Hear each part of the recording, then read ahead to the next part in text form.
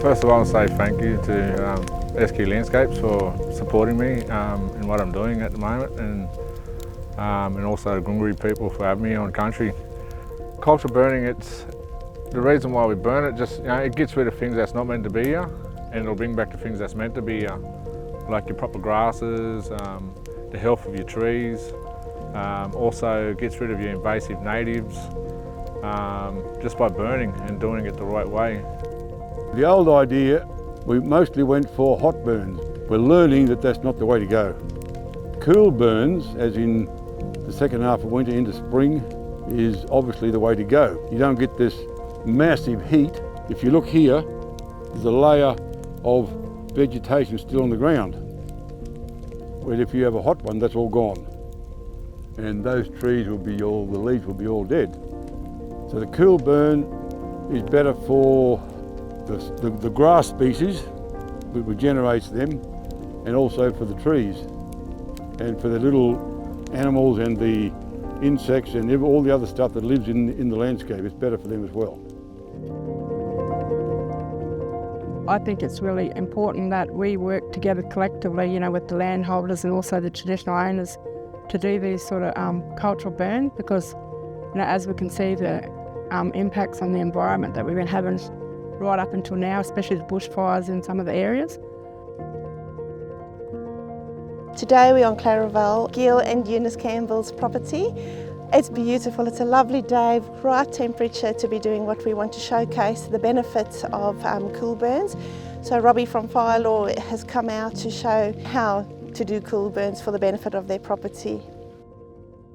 Thanks South Queensland Landscapes for setting this all up, and also Gil and having us out here on country. Some of the landscapes around here, it's absolutely beautiful. And just showing people the difference between hot fires and cool burns.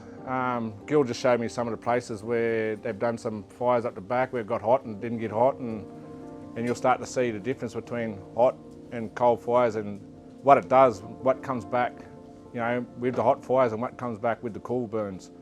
Another thing that we're trying to show people through this here is, just by making the right choices, you can actually bring back good stuff on country.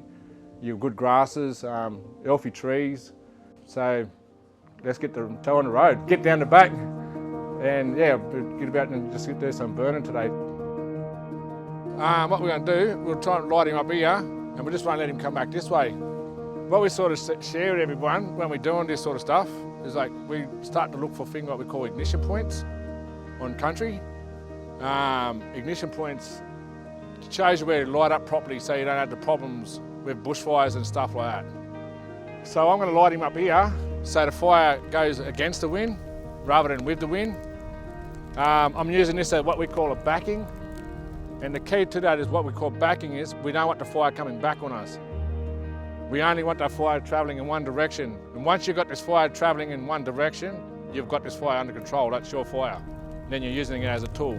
So one of the three ways that what we call LORE law, three key things to the laws that we abide by when we're doing burning is we must not burn the canopies of the trees, and then the second one, we must not cook the soil, and then the third one is we must allow everything to get away. That includes insects, that includes everything.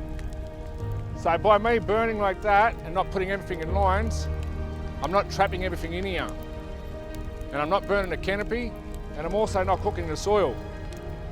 So anything now in this that can smell this smoke now is already starting to move. Insects, everything. Once we get this going a bit, go over to some of the trees and you'll see insects and they start to climb up the trees, starting to get away. And that'll be your indicator that you're doing the right fires. Doing the presentations and sharing it with people and just telling them about why we burn and why we must burn, and doing it the right way, and by reading country and knowing what to look for to do the right burns. And this smoke is what we call medicine smoke. It goes up into the trees, it fixes the canopy up, all this sort of stuff like that. So, and it also, some of these trees don't burst their flowers open until this proper smoke hits them. So it does, it's not just about burning, it's everything. In my language, we call it Mindui Barama, which means clever flower. As you can see here, before we came in here, everything was like all dead grass, all this sort of stuff like that. But since we burned now, you've already got you some nice green grass coming back, and it's native grass as well. It's not the grasses that's not meant to be here. And also, by burning it properly and doing a cool burn, you're putting this hash back into the soil, making it nice and fertile again. Fertilising your soil and making, it's absolutely amazing what it does. It's not just burning for the sake of burning.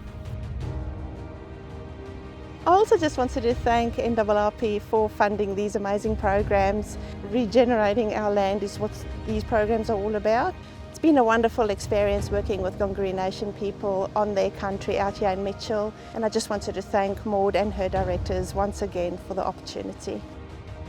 I think it's really important, but also I think, we've done these 3 workshops with SQ Landscapes, and I think we need to look at opportunity, to continue these workshops, because, we've just had 3 workshops, and that's not given our people, enough time to be skilled up, because some of these tribe practitioners have been doing it for a lot of years, and there's a lot of our people that are knowledge holders too, but just recently, we've lost a lot of our elders and our knowledge holders, so we really need to bring this back and be encouraging and supporting our young people, to be out here doing this stuff as well, because as I said, we're not going to be around forever, and we need to, make sure that this continues to happen, because at the end of the day, if we don't start bringing this knowledge onto our younger ones, we're going to lose it all.